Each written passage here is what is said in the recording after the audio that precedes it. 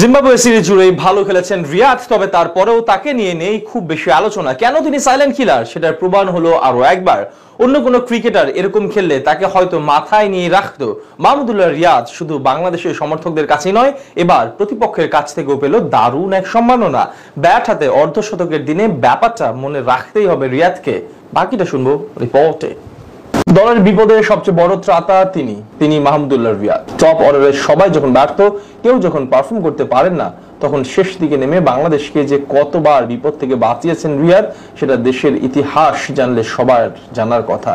এই তো গেল ওয়ানডে বিশ্বকাপে সাউথ আফ্রিকার বিপক্ষেই তো সবাই যখন ব্যর্থ, তখন দেশের সম্মান বাঁচিয়ে রেখেছিলেন সেঞ্চুরি করে। অথচ সেই রিয়াদকেই কিনা অনেকে ফুরিয়ে যাবার কাতারে ফেলে দিয়েছিল, যিনি কিনা শেষ পর্যন্ত বিশ্বকাপে দেশের হয়ে সর্বোচ্চ রান সংগ্রহ করেছিলেন। দলের রিয়াদের প্রত্যাবর্তনটা হয়ে থাকবে স্মরণীয়। সেই ধারাবাহিকতা বজায় রয়েছে এখনো। 2022 টি-20 বিশ্বকাপ দল থেকে বাদ পড়ার পর তিনি নিজেই জানিয়েছিলেন আরো 2 বছর এই ফরম্যাটে খেলার কথা।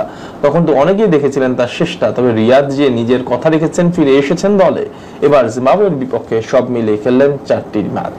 প্রথম ম্যাচে সুযোগ পাননি ব্যাট হাতে মাঠে নামার। দ্বিতীয় ম্যাচে অপরাজিত ছিলেন, 26 রানে মাঠ ছাড়েন দলকে জয় এনে দিয়ে। তৃতীয় ম্যাচে অপরাজিত থাকেন 9 রান করে। চতুর্থ ম্যাচে বিশ্রামের পর ফিরে এসে পঞ্চম ম্যাচে হাঁকান অর্ধশতক, 54 রান করেন রিয়াদ। সব মিলিয়ে ব্যাটটা হেসেছে পুরো সিরিজ জুড়ে। তার এরকম পারফরমেন্সে বড় স্বস্তি সবার জন্যই, শুধু রিয়াদ একাই নয়, তাকে যারা দলে চেয়েছিল তাদেরকেও তো কম সমালোচনা সইতে হয়নি।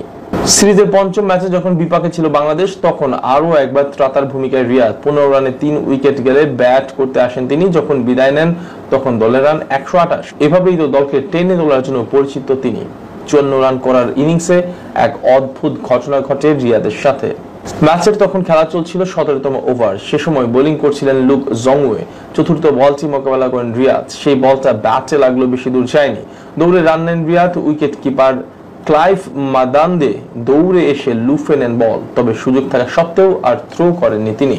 দৌড়ে নন স্ট্রাইকের দিকে যাওয়া রিয়াদকে যদি রান আউট করার চেষ্টা করতেন, তবে সেখানে অনায়াসে আউট করতে পারতেন। তবে সময় থাকা সত্ত্বেও কেন সেটা করেননি তিনি, সেটা উইকেট কিপারই ভালো বলতে পারবেন। কারণ তিনি যে থ্রো করতে গিয়েও থেমে যান শেষ মুহূর্তে।